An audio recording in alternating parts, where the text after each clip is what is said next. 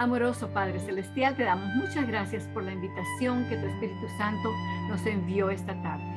Gracias porque siempre estás tocando a la puerta de nuestros corazones, siempre estás pendiente de nuestras necesidades y sabiendo que necesitamos de tu palabra precisamente, nos has llamado esta noche aquí.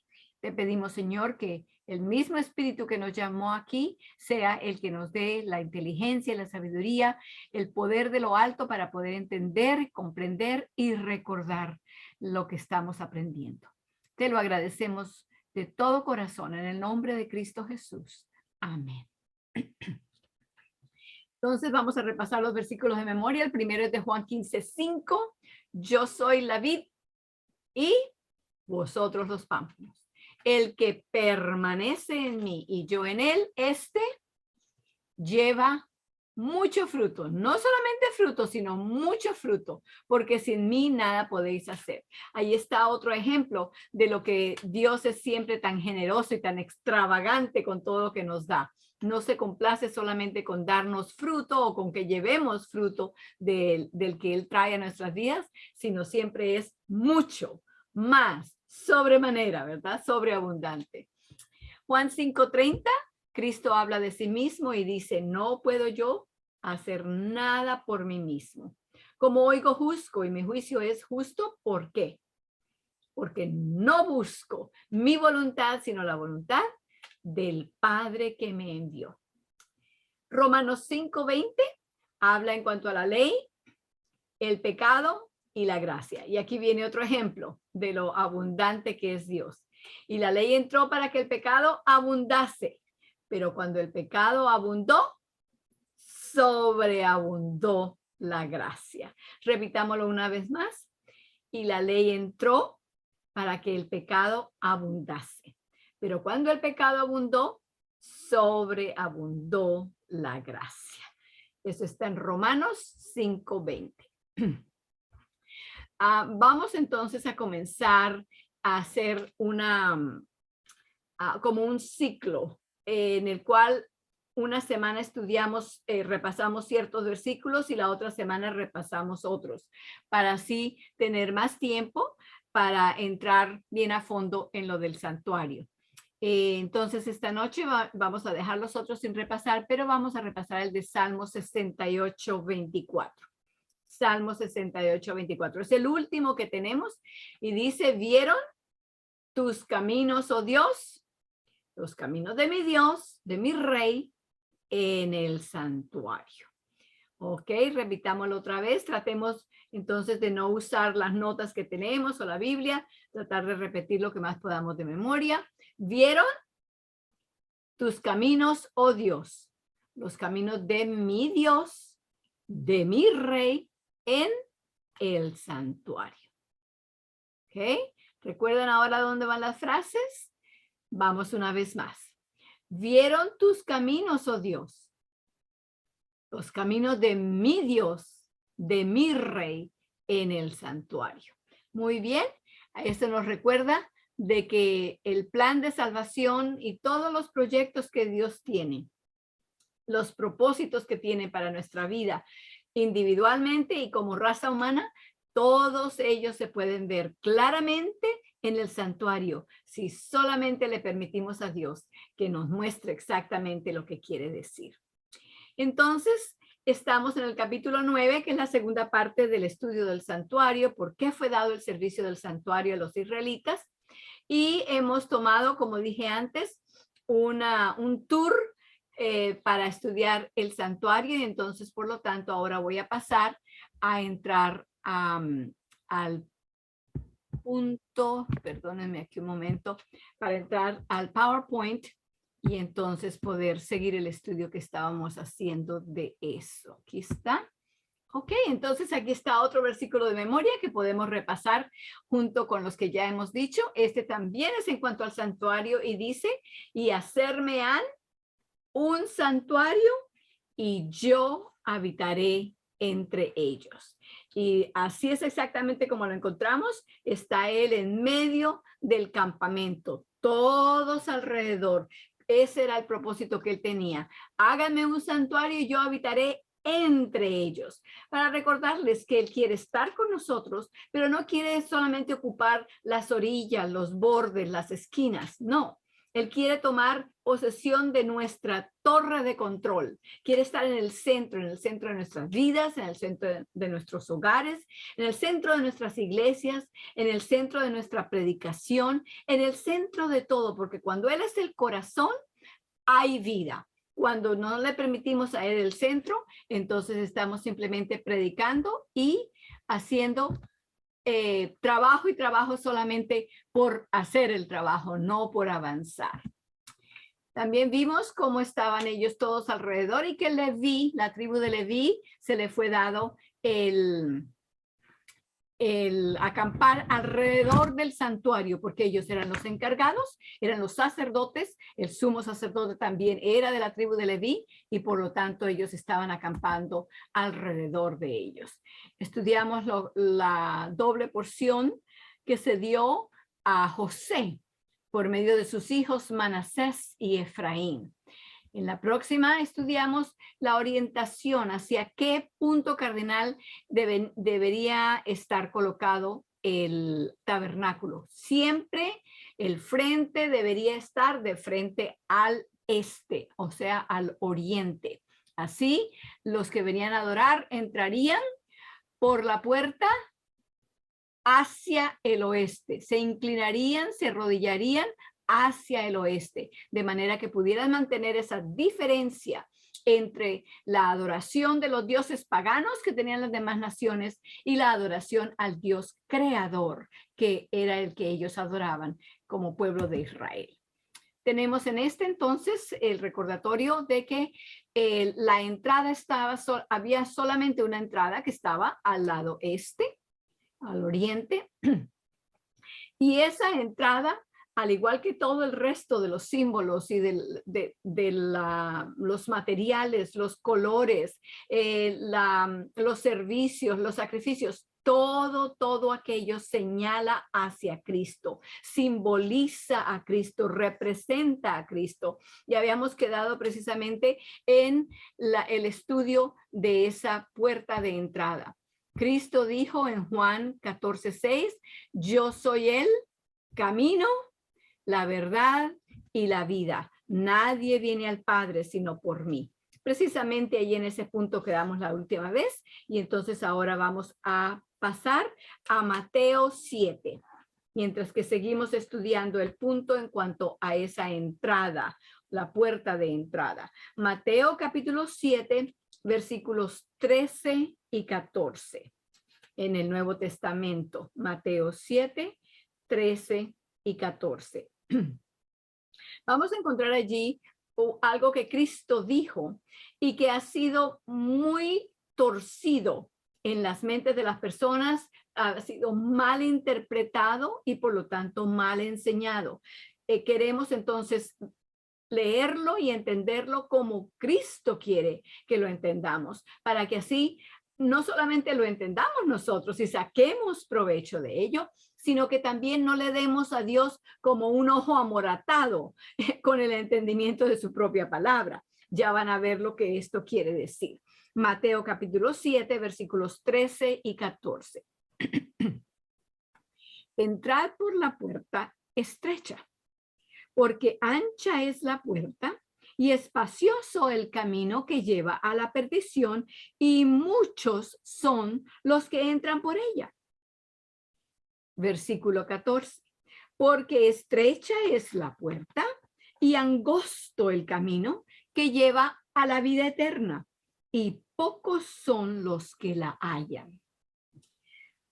Desde muy joven comencé a escuchar ciertas interpretaciones en cuanto a esto. Sí, es muy fácil perderse, es lo que la gente enseguida dice, y es lo que enseguida le enseñamos también a nuestra juventud. Tú no, para perderte no tienes que hacer mucho. Te paras nomás a la entrada de esa puerta ancha y está el camino, el resto del camino está lleno de jabón. Con que tú pongas el pie ahí, te vas y te pierdes. No hay ningún esfuerzo que tengas que hacer para eso. Ah, pero la puerta estrecha y el camino angosto. Ese pocos lo encuentran. Hay pocos que entran en él y es difícil, claro, por eso es angosto. Es difícil, no puedes hacer lo que tú quieres y moverte como tú quieras y ir en la forma en que tú quieras con cuantas personas quieras. No, es angosto. Es limitado y limitante. Esa es la forma en que se lee y se enseña esa porción de las Escrituras. Sin embargo, después de haber leído Juan 14:6 y lo que eso representa en cuanto a la entrada del templo, que no había sino una sola entrada, una sola puerta. Y Cristo dice, yo soy el camino, la verdad y la vida. Muy limitante, muy pequeño. No es que entras como a un restaurante donde hay toda clase de platos. Si tú vas y escoges, sí, voy a coger un poquito de esto y otro poquito de este. No, pero ese no me gusta, ese no agarro. No, así no es la vida eterna. La vida eterna es limitante, está limitada no porque Cristo quiera que solamente unos poquitos vayan a entrar. No, lo que quiere decir con esto, lo que quiso decir con esto Cristo, es que no traten de conseguir 3, 4, 5, 6 puertas y todas ellas las van a llevar a la verdad y a la salvación. No, no hay sino una sola puerta. ¿Por qué angosta? Porque no es sino uno, es solamente un Cristo.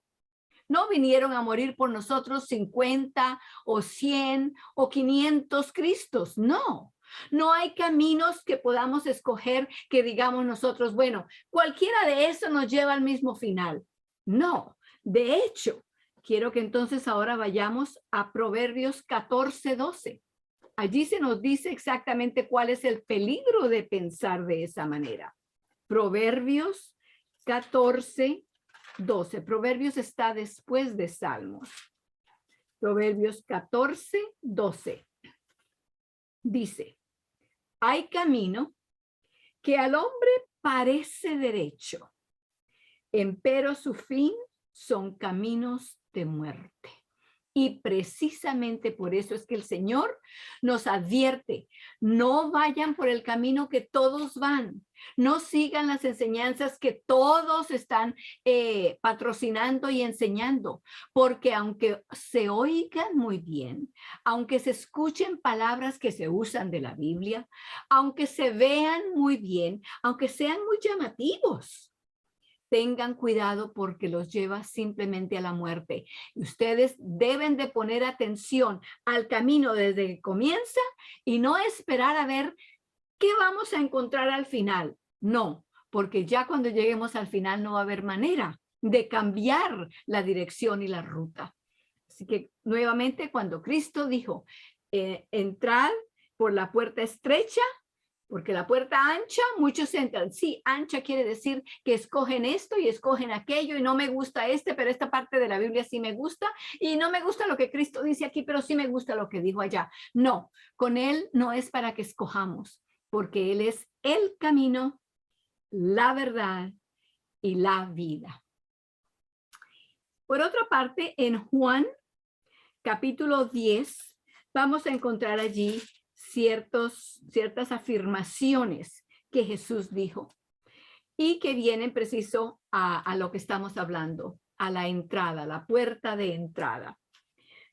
Juan capítulo 10, versículos 7 y 9. Juan en el Nuevo Testamento, Juan 10, 7 y 9. Leo, en el 7 dice, volvióles pues Jesús a decir, de cierto os digo, yo soy la puerta de las ovejas. Qué interesante. Cristo mismo dice que Él es la puerta de las ovejas. Y en el versículo 9 dice, yo soy la puerta, el que por mí entrare será salvo y entrará y saldrá y hallará pasto. Cristo se relaciona en esto con las ovejas. La siguiente diapositiva nos da una idea de lo que él estaba hablando y a lo que se refería. Más o menos así es la forma en que en la parte del Medio Oriente se mantienen a las ovejas en una clase de redil, así como este.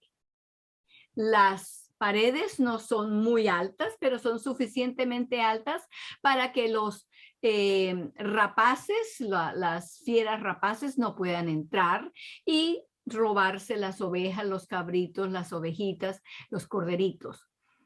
La puerta de un redil así, que se usan en el verano, no en el invierno, pero en el verano se usan así. La puerta no tiene una puerta, es solamente la entrada. El pastor de las ovejas se sienta a la puerta para cuidar de la entrada y de la salida, como también de noche, allí es donde el pastor se acuesta. Así que está muy bien dicho lo que él dijo, él es la puerta de las ovejas. Sigamos al versículo 11 y al versículo 12 dice, yo soy el buen pastor. El buen pastor su vida da por las ovejas. En contraste con esto, el versículo 12 dice, mas el asalariado, al que se le está pagando para que cuide de las ovejas, y que no es el pastor, no es el dueño, no es el que las ha conocido y las conoce por nombre, y desde que estaban bebés las tenían y las llevaba y les echaba aceite cuando están heridas, etcétera. No, una persona paga, un asalariado. El que no es el pastor, sigo leyendo, de quien no son propias las ovejas, ve al lobo que viene y deja las ovejas y huye. Y el lobo las arrebata y esparce las ovejas. El contraste está completamente claro. Cristo no va a permitir que otra persona tome su lugar. Precisamente lo que estábamos hablando, una sola entrada. Y en el redil también hay una sola entrada. Y en esa entrada como puerta, allí está Cristo, cuidando de sus ovejas. Dijo él en el versículo 11, yo soy el buen pastor y el buen pastor su vida da por las ovejas. Si hay un enemigo que quiera entrar a hacer daño a las ovejas, primero tiene que verse con Cristo. Primero tiene que encontrarse con Cristo. Primero tiene que ver cómo va a derrotar a Cristo para poder llegarle a las ovejas. Cristo puso su vida, dio su vida, así como el pastor que vemos allí en esta diapositiva.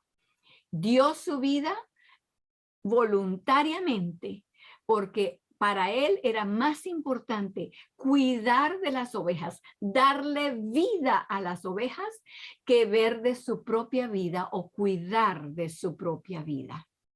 El buen pastor su vida da por las ovejas.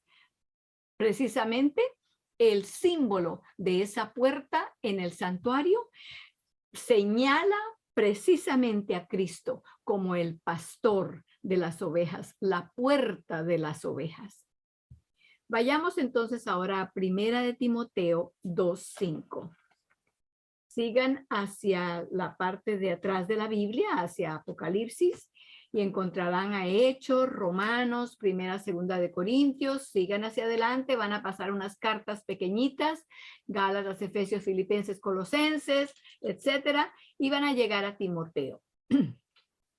En Primera de Timoteo 2:5, otra vez se nos señala por qué no hay sino una puerta en el santuario. Aquí está otra razón que también tiene que ver con Jesucristo. Todo nos señala a Cristo y nos enseña de Cristo. Y les señalaba al pueblo de Israel precisamente lo que ese Mesías iba a venir a hacer. ¿Cuál era su oficio, su función, el blanco, el objetivo por el cual había venido? En Primera de Timoteo 2, versículo 5 dice, porque hay un Dios, asimismo un mediador entre Dios y los hombres, Jesucristo hombre. No podemos entonces nosotros acceder a la enseñanza de que podemos ir a Dios por medio de otra persona, otro ser humano. La Biblia no enseña que debemos ir por medio de nuestros pastores o por medio de nuestros reverendos o sacerdotes o cualquier otro dirigente espiritual. Ninguno de ellos toma el puesto que le pertenece solamente a Cristo, porque ninguno de ellos dio su vida por las ovejas como la dio Cristo Jesús. Y por eso Él es el único mediador. Él dijo en Juan 14:6, que ya lo repetimos una vez, él dijo, yo soy el camino, la verdad y la vida, y también dijo, nadie viene al Padre sino por mí. Él es el único mediador. No hay otro, ni humano, ni creado en ninguna otra parte. Ningún ser creado puede ser el mediador entre nosotros y Dios. Esto entonces nos da bastante información en cuanto a la puerta del santuario. Y ahora entonces vamos a pasar a otra parte. Aquí, como ustedes ven, la cobertura de la tienda del santuario se han quitado para que podamos ver adentro. Y como se pueden dar cuenta, hay tres partes principales. La parte de acá afuera donde se ven los sacerdotes en sus funciones, luego un cuarto adentro, el primero donde se entra, y luego otro cuarto detrás, el último, el segundo. Estos tienen nombres cada uno. La parte del patio afuera, que tiene esa como una cerca alrededor. Por cierto, esa cerca era bajita, con eso se podía ver desde afuera, se podía ver hacia adentro por encima, y desde las tiendas donde vivían los israelitas, ellos podían ver lo que estaba sucediendo adentro. Adentro en el patio, no dentro de la tienda o la carpa del santuario. Entonces esta parte se llama el atrio. Luego el primer cuarto se llama el lugar santo y el último lugar se llama el lugar santísimo. Entonces, nuevamente el atrio, lugar santo y lugar santísimo. En la parte del atrio era la única sección del santuario donde entraban los miembros los ciudadanos del pueblo de Israel. Ellos no tenían acceso a entrar al lugar santo y mucho menos al lugar santísimo. Solo en la parte aquí del atrio era donde ellos venían. Allí adoraban, traían sus ofrendas, traían sus sacrificios, etcétera, pero hasta allí llegaban ellos. En el lugar santo, solamente los sacerdotes y el sumo sacerdote entraban todos los días, y esto lo vamos a estudiar más tarde. Todos los días, tarde y mañana, y muchas otras veces durante el día, entraban a hacer sus funciones, a llevar a cabo sus oficios. En el lugar santísimo no entraba el pueblo, no entraban los sacerdotes, solamente entraba el sumo sacerdote, y no todos los días, solamente una vez al año. Como pueden ver, son tres secciones bien demarcadas: el atrio, el lugar santo y el lugar santísimo. Y son tres secciones las cuales también tienen tres entradas. Está la entrada al atrio, la entrada al lugar santo y la entrada al lugar santísimo. Los judíos se referían de una manera especial a esas tres entradas. La entrada al atrio la llamaban el camino. La entrada al lugar santo la llamaban la verdad. Y la entrada al lugar santísimo la llamaban la vida. Creo que ustedes reconocen allí Juan 14:6. Nuevamente, si se lo saben de memoria, repítanlo. Si no, pues yo creo que Janet ya lo está poniendo en en la pantalla, entonces podemos nuevamente repetir. Cristo dijo, yo soy el camino, la verdad y la vida. Nadie viene al Padre sino por mí.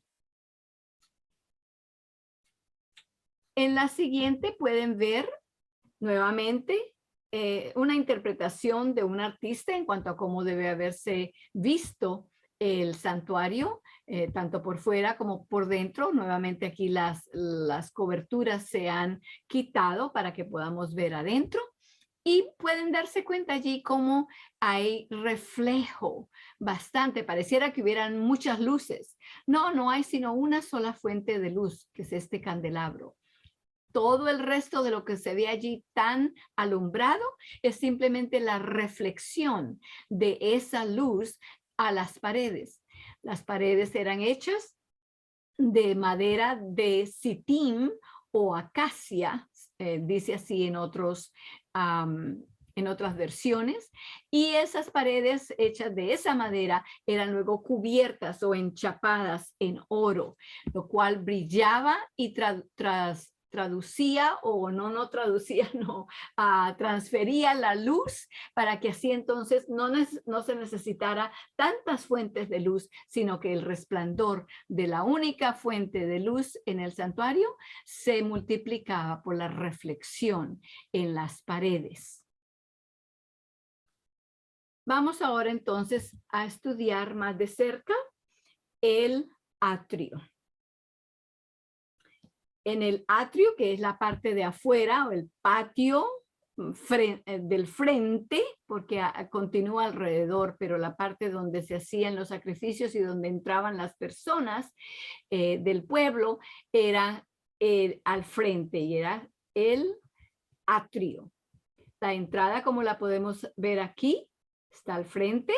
Esta otra parte se representa como que estuvieran simplemente poniéndola cerca. Esa no es una entrada, simplemente la pintaron de esa manera para que podamos ver un poquito mejor qué funciones, qué servicios se llevaban a cabo allí. Hay solamente 2 muebles en el atrio, bastante fáciles de ver. El primero es el altar del sacrificio. Es hecho de madera de acacia y cubierto con metal. Hay unas versiones que simplemente lo llaman metal. Hay varias versiones, bastantes versiones en español que dicen que el metal era el bronce. De hecho, en inglés también usan la palabra bronze, que es de bronce. El altar del holocausto o del sacrificio. Y el otro mueble que hay allí es la fuente de metal. Antes de hablar más de cerca en cuanto a estos 2 muebles, quiero que noten aquí, allí está una persona del pueblo que viene con un corderito. Obviamente, esto es para una ofrenda, para hacer un sacrificio. Posiblemente un sacrificio por algún pecado que la persona viene para ofrecerlo a Dios, confesarlo y ofrecérselo a Dios. Y vamos a ver en cuanto a eso en el libro de Levítico. Levítico está al principio de la Biblia, Génesis, Éxodo, Levítico. Levítico capítulo 4, Levítico 4, vamos a leer desde el versículo 27 al 29. Levítico 4, 27 al 29. Dice así: y si alguna persona del común del pueblo pecare por yerro, por error, en otras maneras, haciendo algo contra alguno de los mandamientos de Jehová, en cosas que no se han de hacer, y delinquiere, a ver cuál es el remedio. 28. luego que le fuere conocido su pecado que cometió. Así que lo está haciendo sin darse cuenta, no sabía que eso no era algo que se debía hacer, pero cuando se da cuenta, ¡ah! Yo no he debido hacer eso. Oh, yo siempre he hecho eso, pero no sabía que eso estaba en contra de Dios. Cuando se da cuenta, entonces, ¿qué ocurre? Traerá por su pecado que cometió por su ofrenda, perdón, una hembra de las cabras, una cabra sin defecto por su pecado que habrá cometido. Versículo 29. Y pondrá su mano sobre la cabeza de la expiación o del sacrificio y la degollará en el lugar del holocausto. Vayamos al versículo 32 y 33. Versículos 32 y 33, en el mismo capítulo. Dice, y si trajere un cordero para su ofrenda por el pecado, hembra sin defecto traerá y pondrá su mano sobre la cabeza de la expiación o de la víctima y la degollará por expiación en el lugar donde se degüella el holocausto. Noten que el pecador o la persona que pecó trae un animalito. Pone sus manos sobre la cabeza del animalito y confiesa su pecado. Cuando esto ocurre, eso significa que la penalidad, así como también la falta que la persona cometió, se ha pasado de la persona al animalito. Por eso pone las manos sobre la cabeza del animal cuando confiesa. En ese momento la culpabilidad y la penalidad por ese pecado pasa del pecador a la víctima, al animal que va a ser sacrificado. Y después de haber hecho, no son los levitas, que allí los vemos en sus vestiduras blancas, no son sacerdotes, no es el sumo sacerdote, no es nadie más que está dedicado a eso, sino el mismo pecador, la misma persona que ha traído ese corderito y que confesó su pecado poniendo las manos sobre la cabeza del animal. Esa misma persona degolla al animal, le quita la vida. Todo esto para que la persona se diera cuenta que el pecado trae como consecuencia la muerte y que el pecado, así no muramos nosotros mismos, trae como consecuencia la muerte en alguna otra parte, en alguna otra víctima, como sucedió con Cristo. Para esto entonces vamos a ir al Nuevo Testamento en Juan, el libro de San Juan, Mateo, Marcos, Lucas, Juan. Juan capítulo 1. Y vamos a ver allí precisamente cómo se refieren, cómo se usa ese símbolo del cordero, del animalito que se da en sacrificio y cómo se aplica ese símbolo. En Juan capítulo 1 se está hablando allí de Juan el Bautista, el precursor de la venida de Cristo, el que vino a preparar el camino para la venida del Mesías, la venida de Jesús. Entonces allí cuenta de una ocasión que ocurrió en el versículo 29, dice, el siguiente día ve Juan a Jesús que venía a él y dice, he aquí el Cordero de Dios que quita el pecado del mundo. Esto no es simplemente por chance, porque sucedió así, solamente alguien se le ocurrió decir, el Cordero de Dios.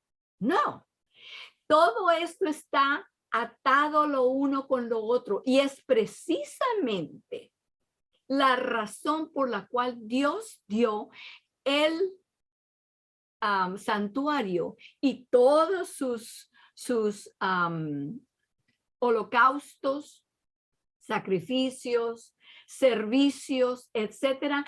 Todo eso lo dio Dios al pueblo en ese tiempo para que ellos entendieran pudieran comprender, ver en carne viva qué es lo que ocurre, qué es lo que el pecado trae. Y el hecho de que Juan el Bautista se hubiera referido a Cristo como el Cordero de Dios que quita el pecado del mundo es precisamente el símbolo que ahora está en realidad.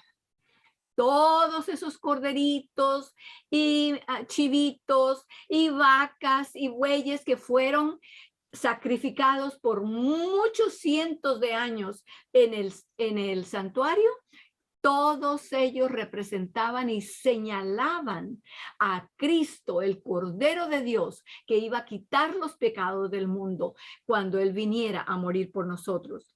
En el versículo 36 de ese mismo capítulo leemos y dice: y mirando a Jesús que andaba por allí, dijo: he aquí el Cordero de Dios.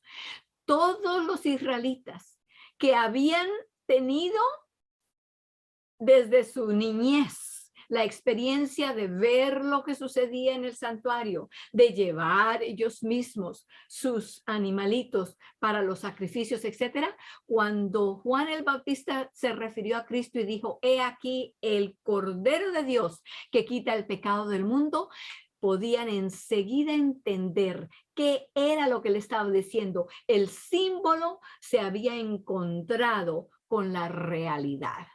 Esta era la víctima que se señalaba en todos esos otros sacrificios que se habían hecho en el santuario.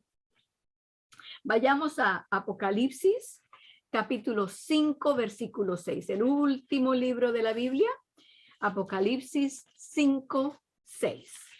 Allí vamos a encontrar una referencia parecida a la que hemos escuchado ya, y dice: y miré, y aquí en medio del trono y de los 4 animales, este no lo íbamos a usar, y aquí se me pasó por encima. Apocalipsis 13:8 es un poco más fácil de entender.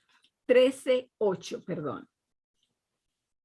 Y todos los que moran en la tierra le adoraron, cuyos nombres no están escritos en el libro de la vida del Cordero, con letra mayúscula, ¿verdad? Con una C mayúscula. Se está refiriendo no a los corderitos como los que vemos allí en esta diapositiva, sino se está refiriendo a Cristo, el Cordero de Dios, ¿verdad? El libro de vida del Cordero, el cual, este Cordero, fue muerto desde el principio del mundo. Esa frase allí, desde el principio del mundo, nos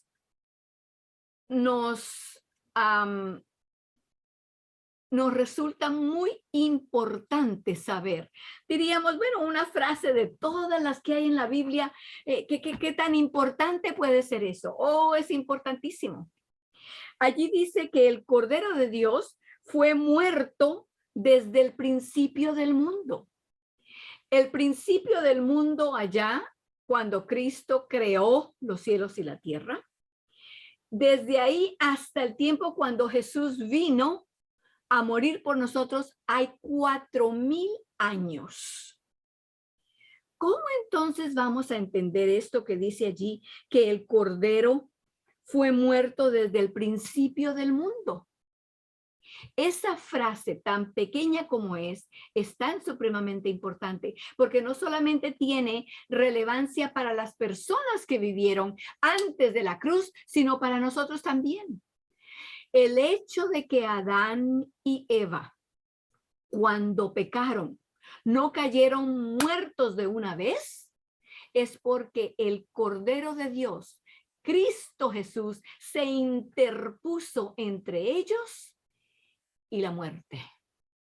Si no hubiera sido porque Cristo se interpuso entre ellos y la muerte, Adán y Eva hubieran muerto en el momento en que pecaron. Si Dios, mandando a su Hijo, no se lo interpusiera entre nosotros y la muerte, cada vez que pecamos moriríamos.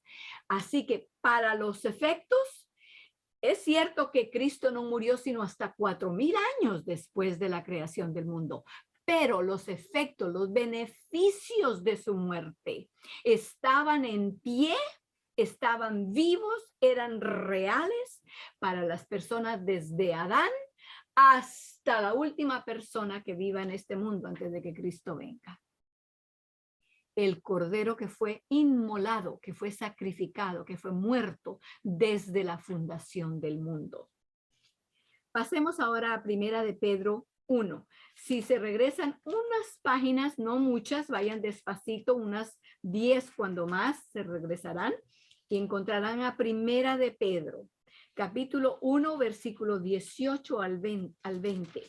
El apóstol Pedro, uno de los discípulos de Cristo, se refiere allí a lo que Cristo hizo. Primera de Pedro 1, 18 al 20, y dice: sabiendo que habéis sido rescatados de vuestra vana conversación o conducta, la cual recibisteis desde vuestros padres, no con cosas corruptibles como oro o plata, sino con ¿qué? Sino con la sangre preciosa de Cristo, como de un cordero sin mancha y sin contaminación. Aquí entonces tenemos no solamente el símbolo del cordero, sino que también se nos agregan algunas de las cualidades que ya leímos allá en el libro de Levítico, que cuando una persona traía un animal para un sacrificio, no debía de tomar de la manada al animalito que no tenía una oreja, o al que se le había partido una patita, o al que estaba enfermo y ya no se podía levantar. No, ese animal tenía que ser perfecto, sin tacha, sin tener ninguna mancha, completamente perfecto en todo. Así como se menciona aquí en Primera de Pedro, el versículo 20 dice que él fue en el 19, él fue un cordero sin mancha y sin contaminación. La razón por la cual la instrucción se dio de que sus animales para los sacrificios debían ser completamente sin manchas, sin ningún defecto, era porque precisamente eran el símbolo, representaban a Cristo, que iba a tener una vida sin mancha, sin defecto alguno. Y en el versículo 20 continúa diciendo: ya ordenado de antes de la fundación, como leíamos en Apocalipsis 13:8, ¿verdad? Antes de la fundación del mundo, pero manifestado en los postreros días por amor de vosotros. Allí reconoce de que sí, pasaron muchos años entre cuando el plan se hizo al principio y cuando el plan se llevó a cabo, pero el plan se había llevado a cabo en sus beneficios desde el principio hasta el final. Entonces, el hecho por el cual se dice que Cristo fue muerto desde la fundación del mundo puede descansar en dos bases. Número uno, el plan de la salvación ya se había propuesto, se había hecho desde antes de la fundación del mundo y era beneficioso desde entonces. Por eso la raza humana pudo continuar, porque si Adán y Eva hubieran caído muertos, pues ahí no hubiera habido más raza humana, lo cual incluye a ustedes y a mí también. Bueno, hemos llegado a la hora de terminar nuestra reunión de esta noche. Continuaremos en este punto la próxima vez y seguiremos de allí para adelante. Por ahora entonces les invito para que nos postremos para adorar a ese Cordero de Dios que quita el pecado del mundo, que quita el pecado nuestro, el de nuestros amados y el de todos aquellos por quienes oramos y compartimos la palabra de Dios con ellos. Oremos. Querido y amante Dios y Padre nuestro, te agradecemos porque diste a tu Hijo como un cordero sin mancha, sin ningún defecto, para que viniera a salvarnos a nosotros. Gracias porque Él entregó no solamente unos días, unos meses, sino toda su vida. Su sangre se derramó por nosotros. Gracias, Señor, porque en efecto, cuando vino a vivir la vida como humano, vivió una vida perfecta, para que así nosotros sepamos que de la misma forma Él puede vivir en nosotros y producir esa vida perfecta igual a la que Él vivió.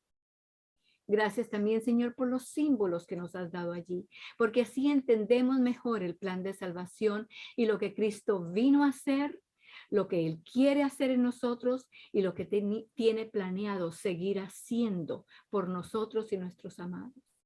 Ayúdanos, Señor, a creer. Es lo único que no permite lo que Él quiere hacer en nosotros. Así que, Señor, con tu fuerza podremos creer esto día tras día, de manera que pueda traer en nosotros la transformación que Él busca en nuestras vidas.